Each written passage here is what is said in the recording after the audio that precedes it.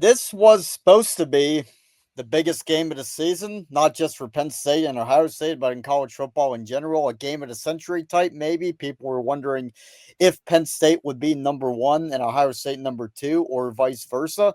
It hasn't happened anywhere close like that, but the game is still going on. Penn State is going to play at Ohio State, who has lived up to its end of the bargain, being undefeated and number one in the country. Penn State has that to deal with Saturday afternoon at Ohio Stadium, and they also have the coaching staff or the coaching search, which is still persisting. Joe Smeltzer, Nittany Sports Now, Kyle Fatman Golick, Nittany Sports Now, Jay Howhan, Mike Farrell Sports.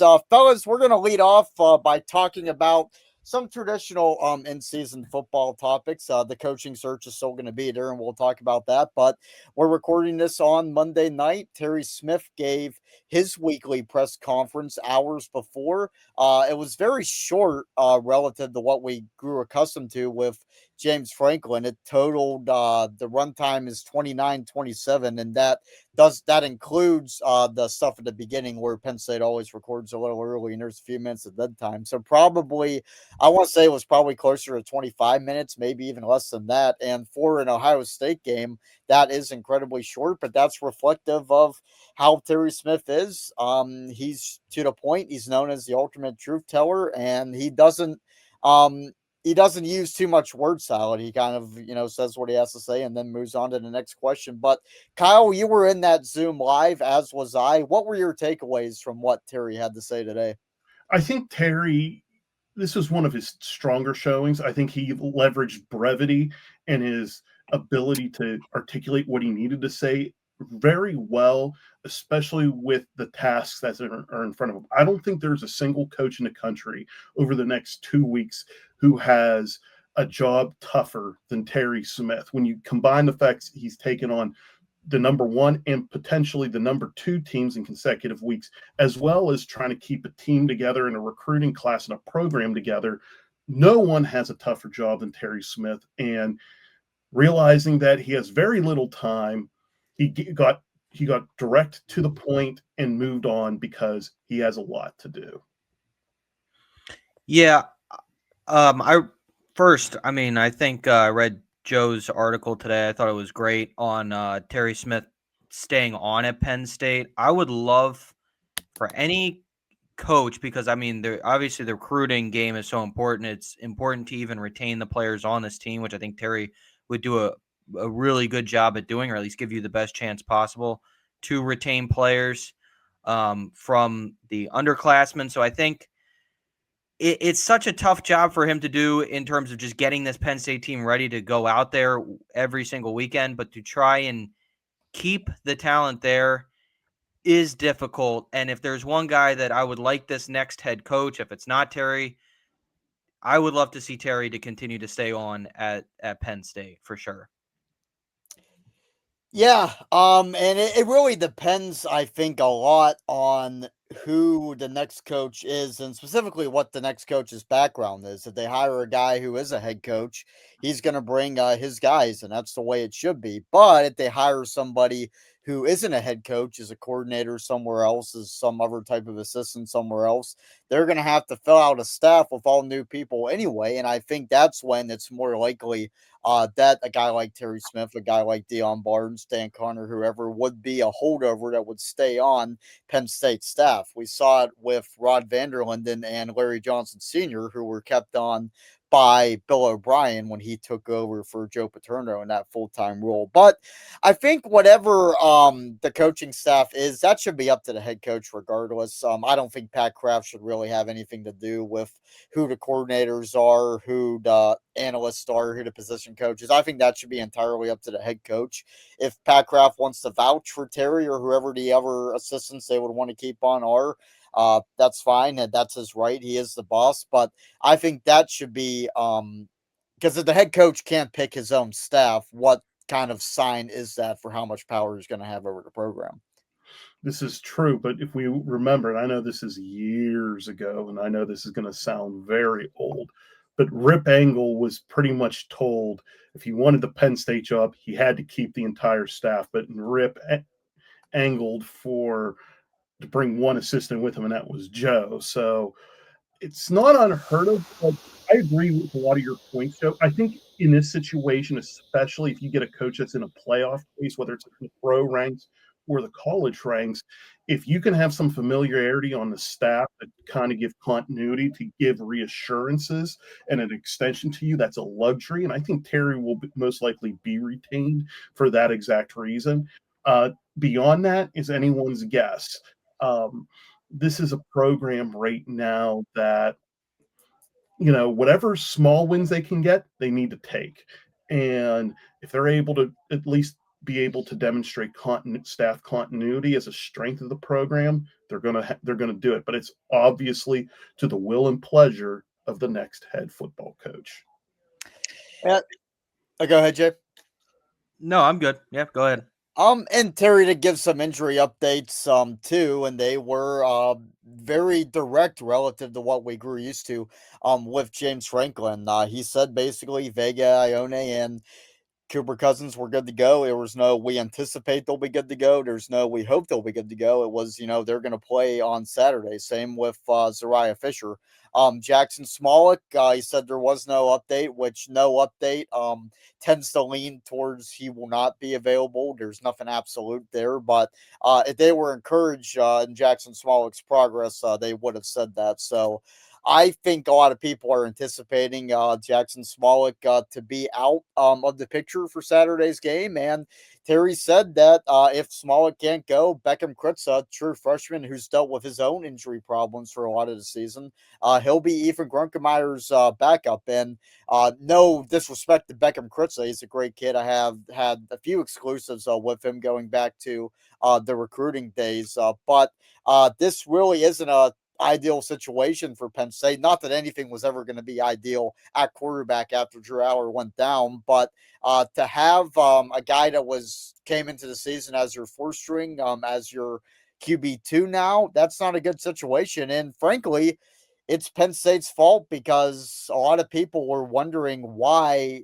they were using Jackson Smollett as heavily as they were against Iowa, why they were running the ball with him. And even after Drew Aller got hurt on a running play, they still ran with Jackson Smollett, and that's what got him hurt. And if he can't go against Ohio State, that's what's going to be why. I go with the Bill Parcells axiom, and I know he's the one who probably wasn't originally said it, but he's known for saying it. If you have two quarterbacks, you have no quarterbacks, and I've always been against the two quarterback system. Use the one, and this is the reason why, because now you're potentially out this isn't the NFL where you can go and pick someone up off the free agent pile that might have some experience to potentially steal a game for you, buy you some time. If you're gonna go down to that true freshman there, you're in a really dire straits there. And we saw last week against Iowa, Ethan, who has a year plus experience in the program and having some spot experience throwing the ball, he wasn't exactly polished out there, guys. So if you're going to go down another rung on that quarterback ladder, it's not going to look good, especially against an historic defense we're going to probably be touching on in a bit. Yeah, and how many years have we seen the two quarterback system that Penn State has ran? I mean, they did with Tommy Stevens. I mean, Will Levis, even. They didn't do it much with Sean Clifford, which is interesting. But, I mean, they have constantly gone to that kind of, well, we're going to we're going to put him in kind of a wildcat formation. They did it last year with Bo, years prior with Bo. And that's why, obviously, fans were so hopeful that Bo would stay on and whatnot. But I don't know. Smolik is just it's such a tough situation right now to be able to judge these guys, especially with everything that's going on. I don't know. It's weird to be able to sit there and really give a formidable opinion on each and every one of these quarterbacks that are playing, because it's like, man, this is such an awful situation to have to be in midway through the year. And this goes back, guys, to one of the big failings of Andy Kotelnicki this year. You have do you think Drew Aller, if he was at Ohio State, would be running as much as he's done? No, there would be a high volume. There would be a volume passing attack that could get them those chunk play, like, the 4 or 5 yard gains that are like runs that go on. It really goes to show what has been a glaring failing in the Franklin era of you have this 5-star stud quarterback who has the makeup of Josh Allen. And I know Josh Allen runs from time to time in the NFL, but let's be honest, guys, he's not as fleet as foot, and you put him in harm's way. You didn't take care of him. It's just like, all I'm going to say is it's just bad all the way around. So, talking about Ohio State, this is a team that, as I mentioned at the top, has lived up to its expectations. The Buckeyes are 7-0. They've been the number one team in the country for almost a whole season, ever since they beat Texas week 1.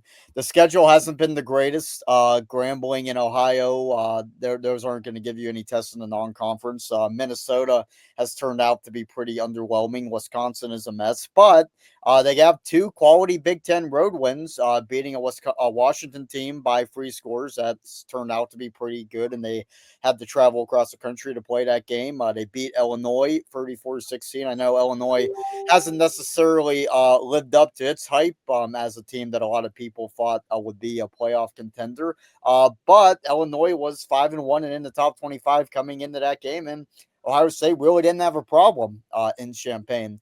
A big reason for Ohio State's success is that there hasn't been a drop-off at the quarterback position at all. In fact, it's been the opposite of a drop-off with Will Howard leaving, now playing for the Pittsburgh Steelers.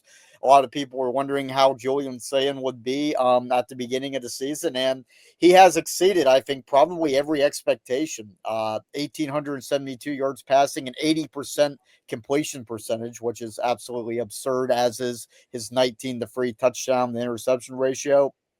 And then running the ball, they have a pretty solid duo of the true freshman, Bo Jackson, 443 yards, 6.4 yards per carry, and 2 touchdowns. And then the veteran, C.J. Donaldson, who transferred in from West Virginia, he leads the team with 6 touchdowns, averaging 4.2 yards per carry. He's more of their workhorse.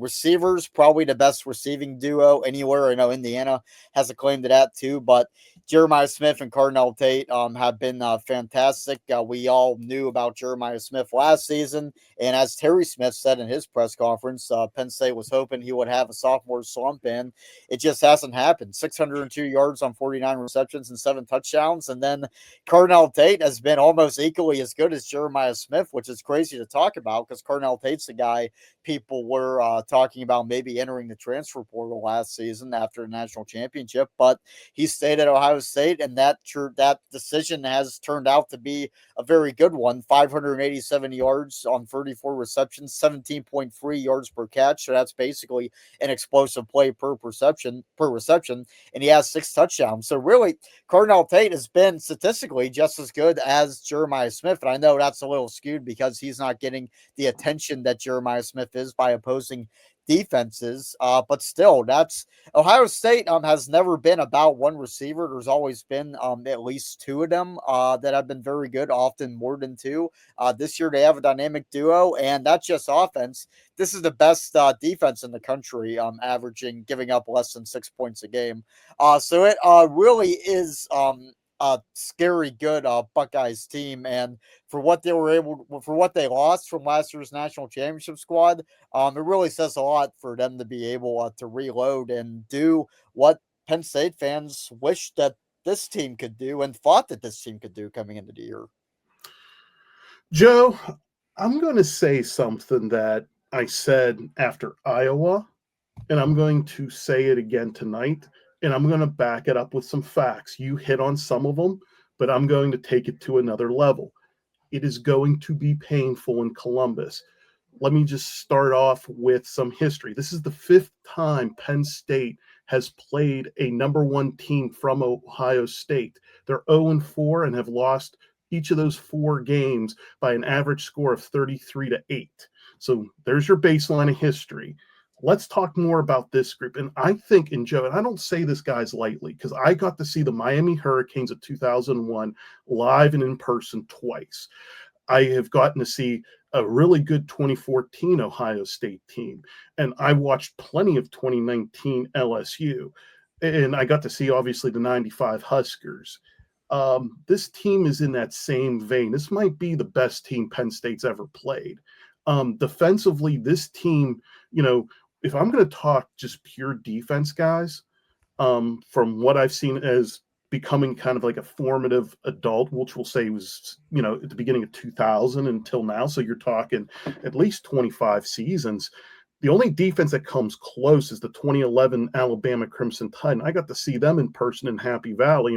And quite frankly, the touchdown Penn State did get in that game happened when the game was well decided in that one. When you think about this from a Penn State perspective, I mentioned this last week. You take away Katron Allen, this team averaged 2.7 yards a play against Iowa. And we got to admit, Phil Parker is, if Matt Patricia right now is the king of Iowa of defensive coordinators in the conference, Phil Parker's number 2. And Iowa probably has the second best defense. We're going against a historic defense, guys. They've given up 41 points total this year. The last time, that is the fewest in nearly over 30 years. The last team to have a total that low was the 93 Florida State Seminoles, who gave up 38 in that span. Okay. So you look at the losing streak, Penn State's given up 202.3 on the ground, and 68.8% passes have been completed through the air. That is ugly, ladies and gentlemen. Joe, you mentioned Jeremiah Smith and Carnell Tate. Joe, how long have you been looking at Pro Football Focus metrics? About 4 years now. If I told you through 7 games, Carnell Tate on all medium and deep passes had receiving grades of 98.6 in the intermediate and a 99.9 on the deep passes, what does that tell you? He's pretty damn good at yes. It's going to be a long day. So let me throw another thing at you that puts it to you guys. Penn State has 2 starters who have a stop percentage of 10%, which is considered elite on defense. All 11 of Ohio State's starters have a stop percentage of 10%. Wow. Oh, all right. If you look at the ground game, every rushing lane, they're averaging at least 4 yards a carry. Some they're up to double digits, especially in the center. This is probably going to blow your minds right now. Sit down for this one. If you're listening, if you're standing up at work, you might want to go find a toilet to sit down and take a break on, because this one's going to hurt. Julian Sayin has fewer incompletions through 7 games in the between the numbers in intermediate and deep passes than Ethan Grunkmeyer had in the first half of Iowa. And the coup de grace, I'm going to throw a passer rating at you guys of what he has in that zone. He has an NFL rating of 158.3 in that zone. If you know what that means, you might be saying, Kyle, what does that mean? That is the mythical perfect passer rating. And that's 70 passes thrown, guys. I want you to think about this. The most passes thrown in an NFL perfectly game that got at that designated rating is 33, and it was done by Jared Goff and Deshaun Watson. Like, you can't even do that in practice. He's done it through 7 games. Yeah. I now yield it to you guys, because I think I just dropped some truth, like hard truth bombs. I'll say I usually watch games like this when it starts to get, when we're in the fourth quarter and you're down by 4 possessions. That's usually when I kind of cut it off. I anticipate cutting off this Penn State game pretty early on because this could get pretty ugly, in my opinion. Yeah, so let's like usually predictions are for the end, but I think we all know where this is going. Let's just rip off the band-aid. I'll go Ohio State, 30, Penn State. I think they get shut out. 30 30 nothing. nothing Ohio Yeah. State. Yep. Joe, you were mad when I said it was 49-7 against Iowa. I'm going to reduce. I'm going to say 41-7 Ohio State. But no, I was mad when he said 66 to nothing. You were, but I'm going to go 41-7. I just don't think there'll be enough possessions to get there unless Penn State completely turns it over and has some severe miscues. I don't think that's going to happen. It's like, where's the offense going to come from, guys? Yeah. And that's the thing. It's not going to be like some of the other losses were where it was an effort issue for Penn State. I think they're going to bring it. It's just going to be a backup quarterback against a historically good defense in a hostile environment. I think it's going to have nothing to do with heart. They're just not as good as Ohio State, and certainly not without Drew Aller. Yeah. And it's just, you look at their edge rushers, and look, we went this whole segment, didn't even bring up Caleb Downs. Yeah. That just goes to show you how ridiculous this team is. 41-7. Jay, I think go 35-7. I think Katron Allen brings it, although I think Ohio State will also very much bring it, but I'll just go 35-7. I mean, this is going to be a tough pill to swallow because this is the least excited I've been about for an Ohio State game since 2015, and that says a lot. And just like I said, guys, 4 previous meetings against Ohio State, I understand that doesn't have nothing to do with these guys that are on the field, but history has said 33-8 has been the average score of those games, so it's not like we're being crazy, folks. Yeah. I think the one hope Penn State has, not to win, but to like keep it close, is they've obviously leaned into Katron Allen as RB1, which better late than never, and they had their best. I think the offensive line played its best game of the year last Saturday, even without probably its best player, certainly its best run blocker in Vega Ione. And now that Vega's back, if Penn State can run the ball with Katron, gain a lot of yards, pick up time of possession and keep the ball out of Ohio State's offense's hands, excuse me.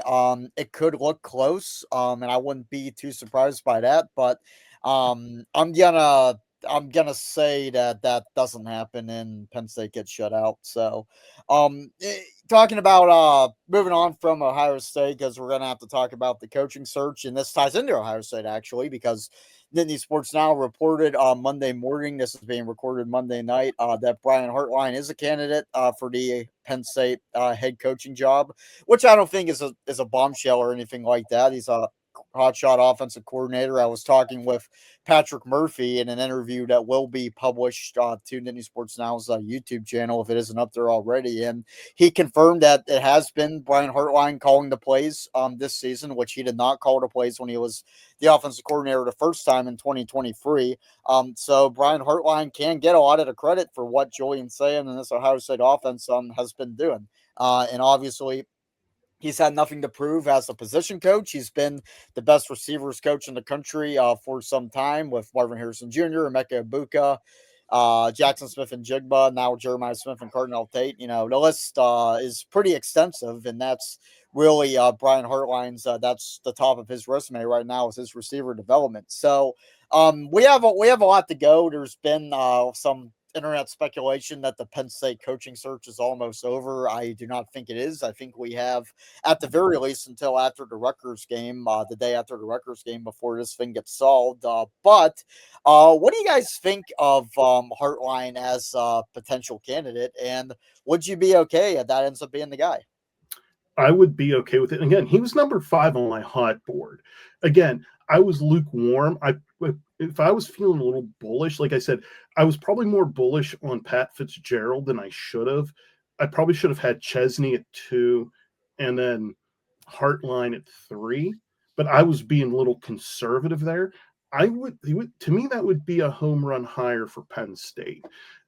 You would be able to have really one of the best coordinators, now knowing, hearing from Patrick Murphy that he is indeed calling the plays, best wide receiver coordinators, coaches in the country, being your head coach. and you're really getting into that Ohio State sauce there.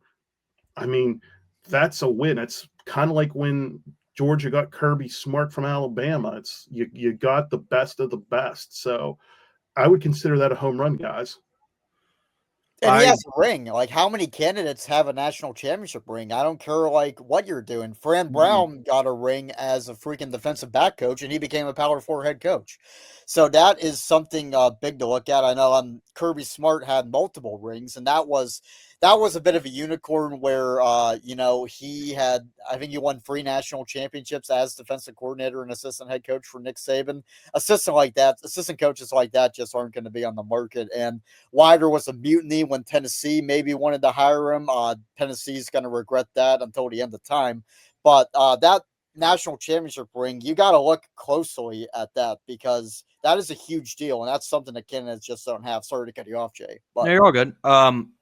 I appreciate you doing that because I was doing a little research. I think that taking Hartline away from Ohio State would be similar to Kirby Smart from Alabama, but the question is, like, is there mutual interest? Because Kirby Smart could be looking at the Ohio State thing and wondering, well, maybe Ryan Day is going to get interest from the NFL, and I'm going to move up to be the head coach of my alma mater, right? And I mean, we know Ohio State's built offensively, as Joe said. He's calling plays. So I wonder if because all Hartline has done is been Ohio State, Ohio State, Ohio State, Ohio. He's never been anywhere else.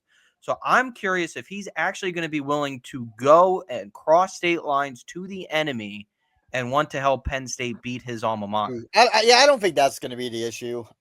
It's With that being said, though, if he is willing to, I think in terms of offensive coordinators or just coordinators in general, you might have the best hire or best guy available in the country. Go ahead, Joe.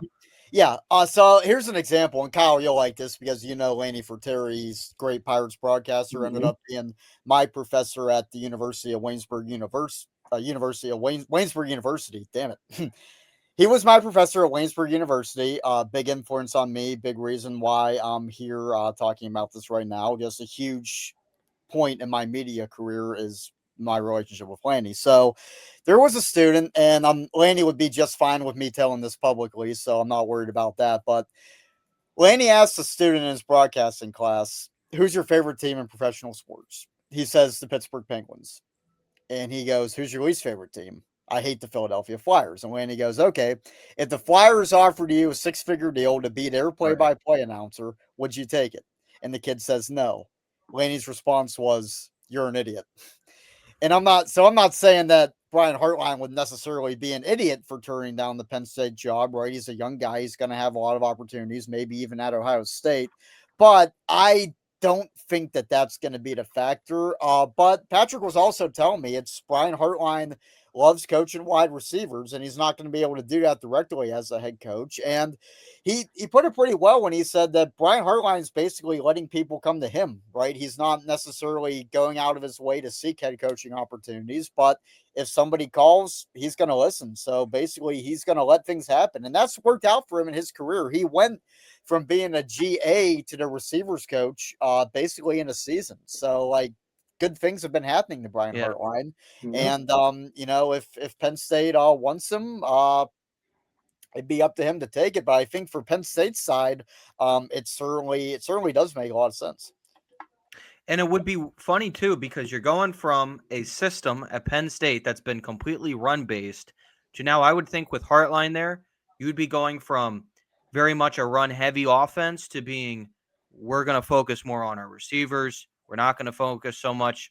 I mean, they will focus on running backs, but it's not going to be, I think, the main priority like it clearly has been the last couple of years in this James Franklin system. Even though we're not technically in the James Franklin era, it still is players. Yeah. So. And it's an entertaining system too. And that's the big thing. Say, like, Penn State's going to have a hard time. I think Kyle and I even talked before all this happened where it's like, okay, what's going to happen after this year when Drew Aller, Nick Singleton, Katron Allen, DDS, all these guys are gone? It's going to be rough. And now that you're not gonna be able to avoid losing some of these good young players in the transfer portal. How Yeah. much of an exodus there is depends on the next head coach. But the overall point in all this is if Penn State struggles in the next few years, which isn't a guarantee that they will, because you can build so fast through the transfer portal anymore that rebuilds aren't necessary the way they used to be. But playing an exciting brand of football, I think, would make it easier to deal with going 7-5, 6 and True. 6. I think if you go 6 and 6 and you play like Rutgers and just lunch pail, ground and pound, that's not appealing. It's like Iowa has been winning consistently, but because of the way they play, it doesn't feel like Kirk Ferentz runs a perennial winning program, even though objectively, statistically, he does. So I think hiring an offensive-minded head coach not only helps you in the short term, or in the long term, but in the short term, if you're going to be mediocre, you want to be mediocre with an offense that might score 40, 50 points a game every once in a while. The other aspect to this, if Hartline is indeed the front runner for the job, now we're saying he's a candidate, so I hope this doesn't get ran. I'm prefacing this like Audrey and John do on the Dispatch, because when they say something, it runs, and I'm afraid this may run too. But say Hartline is the front runner, he has a relationship with Jim Knowles. Now, I'm not saying Knowles deserves to to return again, but it could be a situation where it benefits both sides, in the aspect of Hartline knows them, can maybe deal with them, Yeah. and you have continuity, and maybe that leaves guys like Terry Smith, Dion Barnes, Dan Connor, and stuff there. So when you have that that staff continuity, at least a nucleus. I'm not saying that it would be Hartline's call ultimately, but it's an Should be. option on the table. Yep. Yeah. And another thing that hasn't really been talked about at all, a great tweet I saw from Darian Summers, who used to write in Nittany Sports Now, very underrated Penn State media member. He wrote, "Why isn't there a general manager hot board?" And I think it's a great point. I think, hiring Hartline, I think that would be one of the first questions at that press conference is there going to be a general manager? Because I think we're at the point where every college football program in the country could use one. Some have gone better than others. Obviously, you have what's going on at Vanderbilt right now, where their GM has been absolutely awesome. And then you have Mike Lombardi going to Saudi Arabia in the middle of the summer, or whatever the hell that was about, and what's going on with UNC. But this was even talked about in the offseason. Penn State could use a general manager, because no disrespect to Andy Frank, but Andy Frank's job should not be that. It should be maintaining relationships with the high school and recruiting and all that. Somebody else should be making the financial decisions and be able to worry about things that, frankly, should not be the head coach's responsibility. Correct. It's where the direction this is going. When you start having, and look, guys, these major programs, these are now basically professional sports organizations. Does Mike Tomlin, does Nick Sirianni think about all the things that Howie Roseman or Omar Khan think of? Mm-hmm. No.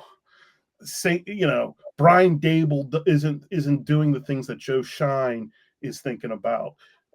At the end of the day, it's the direction of where the sport is going. The GM is going to be an integral part of this. It may be different than what a GM does in pro sports, but it's going to be very critical now in these programs. And I do wonder, and this is just speculation. I haven't seen anything like this reported anywhere. I can't report anything on it, but was an issue of there being a GM, was that something that James and Pat Kraft might have had a disagreement on? Because James Franklin wanted total control. He had total control. Pat Kraft has been very vocal about embracing modern college football. Could it have been a case where Pat wanted a GM to take some of the responsibilities off of James's plate, but James was hesitant to let somebody else have that big of a role. Is that a possibility? We don't know, but ultimately it could be. And, it also goes back to, and this is the stuff that I've been hearing from other places across the country, from analysts and writers there that are asking similar questions. What is the true hierarchy in this new troika? Where's the head coach position? Where's the AD position? Where's the GM position? Who oversees what? And like I said, I mean, is it if everyone has an equal say, is that going to be an issue? Does the head coach have it over the GM? I mean, I don't know. We don't know. We're in foreign territory with it. It's definitely something that will be explored over the next several years to see what dynamics work and what doesn't.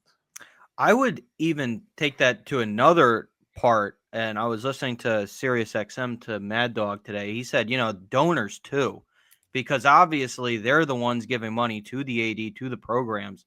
They're the ones that they got more of a say. Yep, exactly. So it's like you have so many different factors here that you have to have someone involved solely for the football program. And that's why GMs obviously are being hired now. Penn State basketball has a GM. Yeah, Villanova basketball has a GM. And it's like, Villanova is not – I mean, Villanova is a good basketball program, but, I mean, it's not a big public university like Penn State.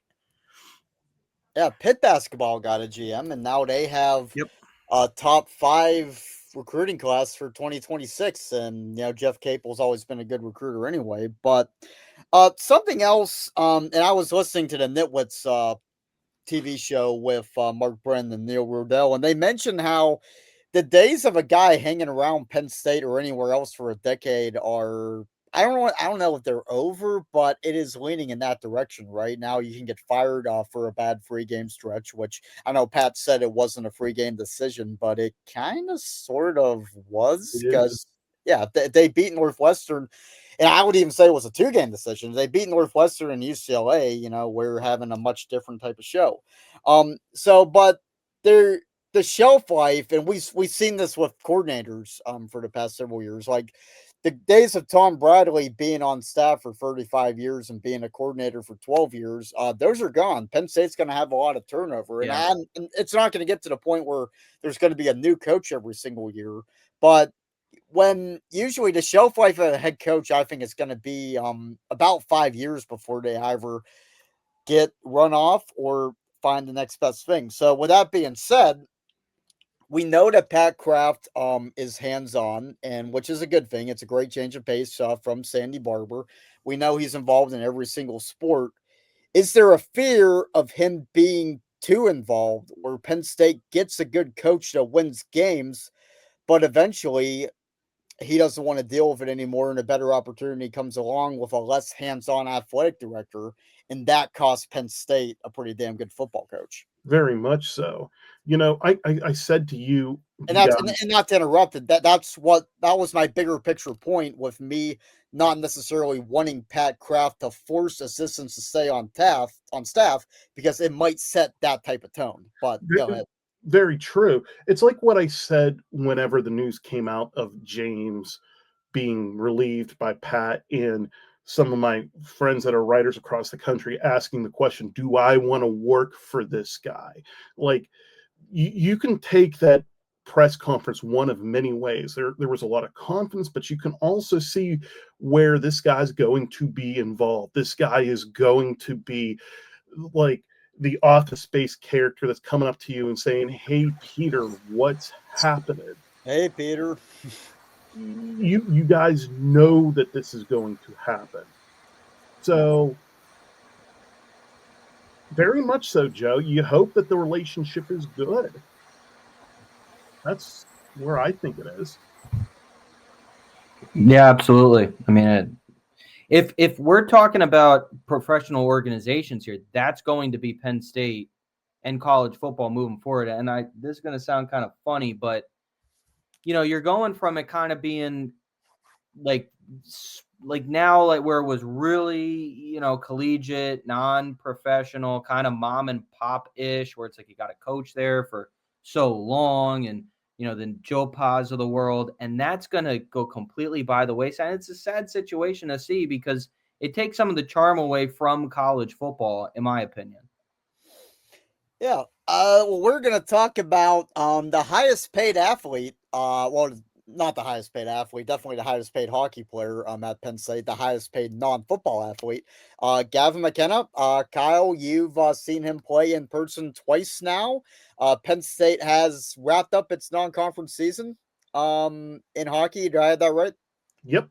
Yep, I got Big Ten play actually going to be in Columbus on Friday night. We're going to be in Columbus for the game Saturday. Joe and the Fat Men both will be there, and Eddie Provident making his photography return to Nittany Sports Now, pinch hitting for Matt Lynch. But we know Penn State hockey is going to be there, going to be a national championship contender, national championship favorite. Got to the Frozen Four last year, dropped an early game to Clarkson, but overall pretty good. Maybe not winning in the style that fans want to quite yet.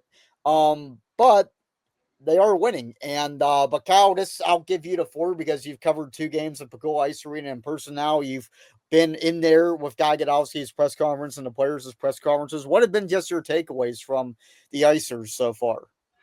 So I'm gonna start with some top level stuff and work my way down, just so then it helps everyone out here. So Penn State opens up there at the Value City Arena.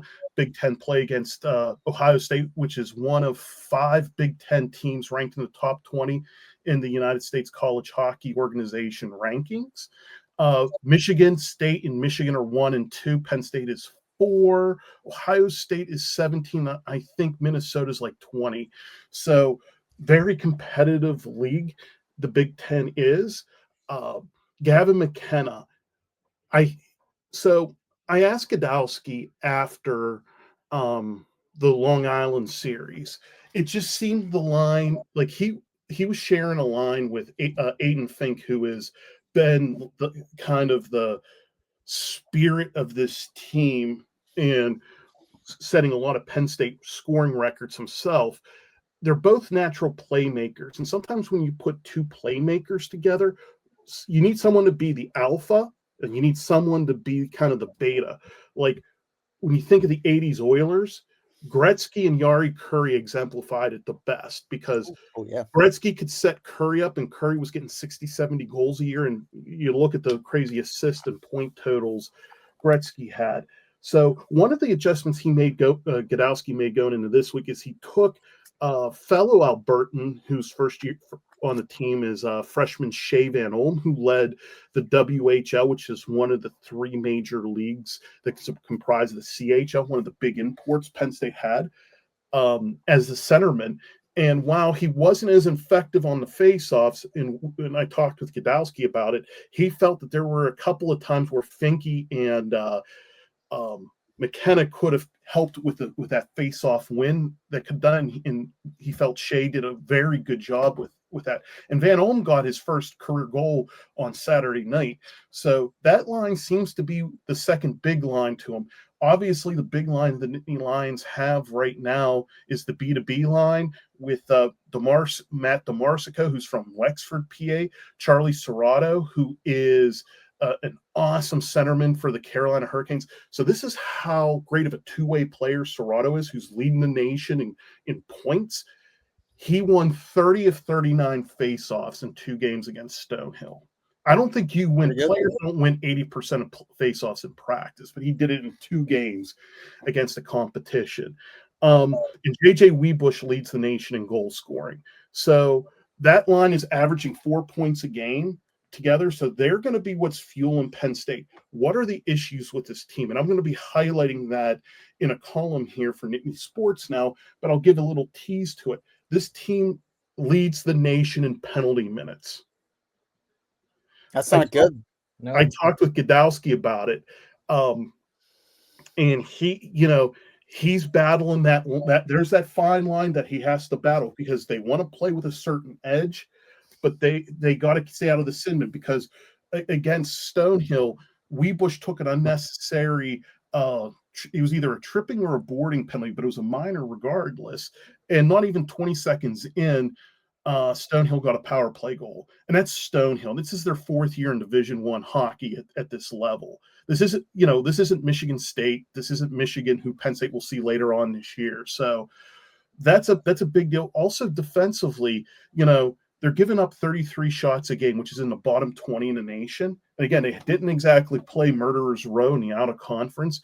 So when you got the schedule they got coming up, you'd like to see a lot of better defense. I will say, though, in the Stonehill series versus what we saw against Long Island, like from Arizona State to Clarkson to Long Island to Stonehill, the defense has given up fewer higher percentage shots and fewer scoring chances. So you'll get that tease this week. We're also going to assess Gavin McKenna. Again, you heard he's starting to really catch on. Here's the big thing and the biggest takeaway I will give it.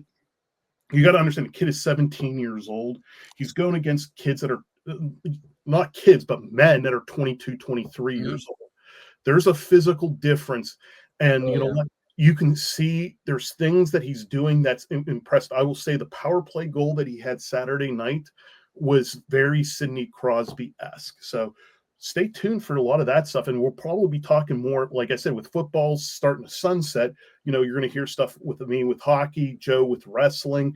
We'll hopefully get Ryan on, who does the basketball coverage, and we'll try to keep you covered throughout all the winter sports.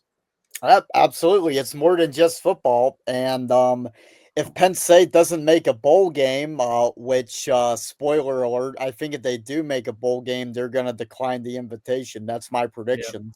So I don't think there's going to be a bowl game regardless. But that gives us more time to talk about these winter sports, which will be just getting into season, or in hockey's case, just hitting its stride come Thanksgiving, when the day before Thanksgiving, when the day after Thanksgiving, when that Rutgers game is played. Wow, that was horrible. But yeah, all right. We want to bring back the mystery box. Do you have anything in mind? So the mystery box this week is going back to what I talked about earlier in the show here. I suggested that this Ohio State team might be the best team Penn State's ever played. And I've been fortunate enough to see 01 Miami, 2011 Alabama in the flesh. So my question to you guys is, through any sports, could be any sport, who is like that greatest, like non-Penn State or non-home team you ever saw in person and in the flesh? Oof. Well, yeah. Tough one. I did see last year's in person. I did see last year's, so the 2024 Los Angeles Dodgers in person, actually out in LA. I'd go with that. Now, funny enough, they were playing the Colorado Rockies. They just so happened to lose that night to the Colorado Rockies. So that was kind of funny. But yeah, definitely last year's Dodgers team. I know it's close, in time, and it could be recency bias, but I mean, it's the team I got to see in person, so I'll go with them. I'm going to pick a fun one, and this might not be like the most correct answer, but I'll always have a soft spot for the 2003-2004 St. Joseph Hawks basketball team. Okay.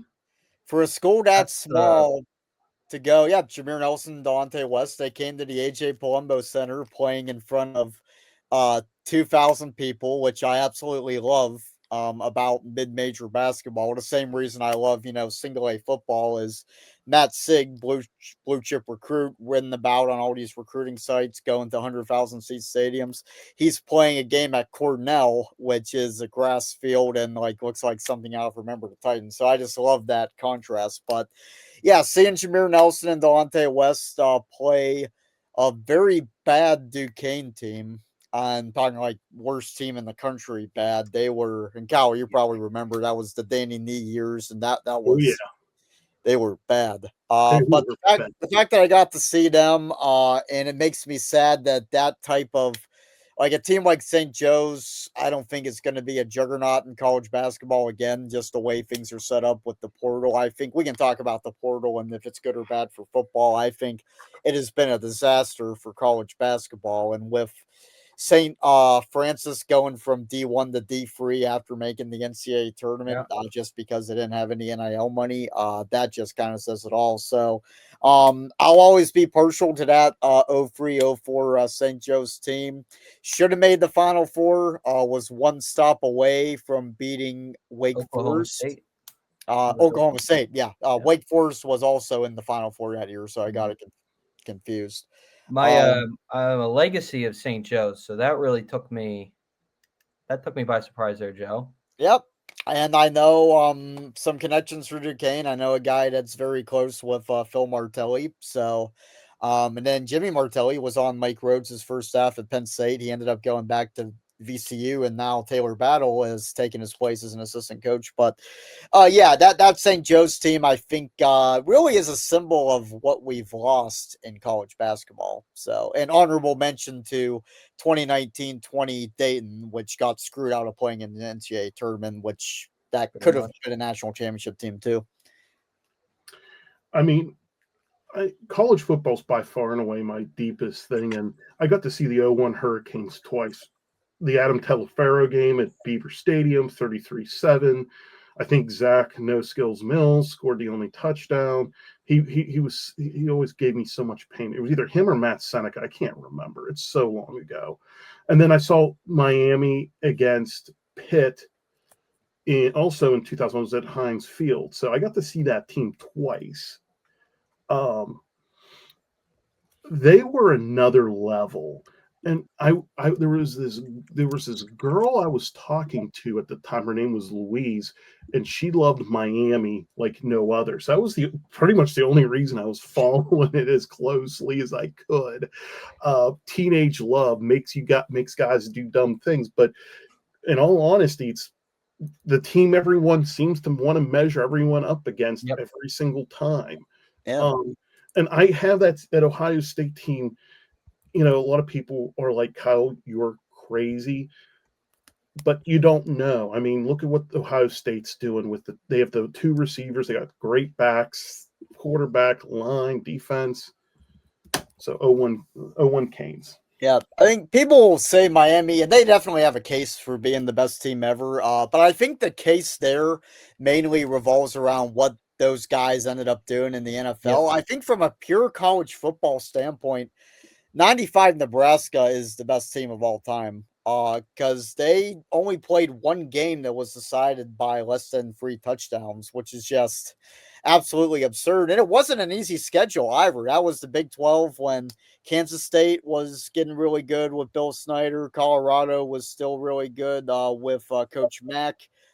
Kansas, for some reason, was pretty good that year. And then the national title game, they played a Florida team that had I think Danny Werfel would have been the quarterback of that team. He won the Heisman the next year, and they won the national championship in the Sugar Bowl. But that was the nucleus of a great team, and Nebraska beat them 62-24.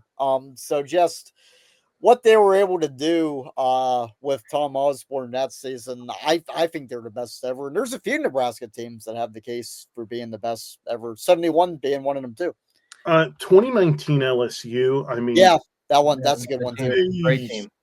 The receiver room is ridiculous for that team. I mean, look at who they had to play. That strength of schedule is one of the. It's like a legendary strength of schedule. Oh yeah, they played what? I think 7 or 8 top 10 teams that year. Let's see. They played 2, 3, 4, 5, 7 top 10 teams. Yeah. Yeah. Still, I mean, are you kidding me? Like,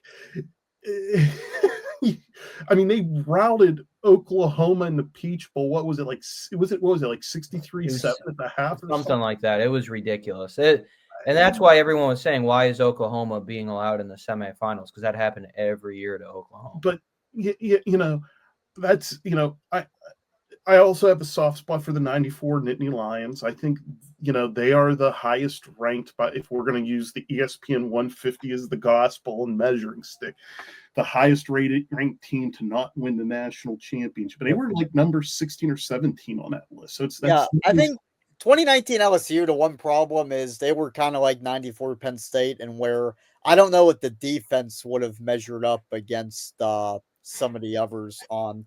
Now, I'm only looking at the scores, and the scores are skewed because LSU was ahead a lot and there was a lot of garbage time. But defensively, would they have been able to measure up against, the 90s Nebraska teams, the 2000s Miamis? I'm not too sure about that. But offensively, absolutely put them in there against anyone. Their defensive line was definitely a little suspect, I think. And if I can at least have one soft spot team that I think is amongst the all-time greatest teams, that I have every one of their games, and I think this team could play anybody, any era, any time, and make it a good game. It was 91 Washington. Yeah, that was that a split national title with Miami? That was the year Penn State finished number 3. They lost to that 3-win USC team. And that's well, I guess it's skewed now because they lost the national championship. That 05 USC team is always an interesting one too because of how good they were. The 04 USC team. Or 04 USC. The 04 USC team was filthy. I will say this about 91 Washington. They had 2 quarterbacks that were studs: Mario Elie, Steve Ettman, the Washington Monument.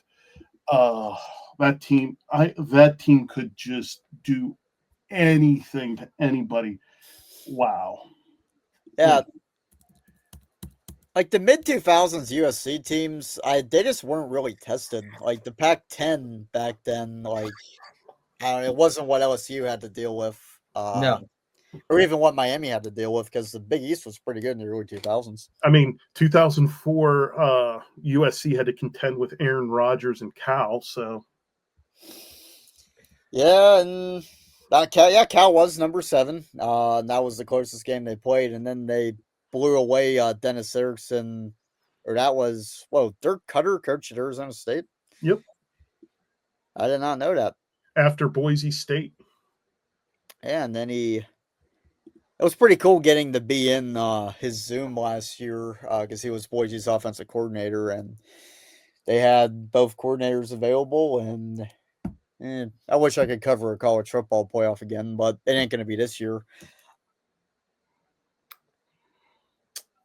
You never know. And by the next time we record, the Penn State coaching search will still be going on, contrary to whatever report you might have read from a random Twitter account. And we'll be talking about whatever happens in Columbus this Saturday. Until then, happy Ohio State week, even though it isn't what you expected. Good night, Canada.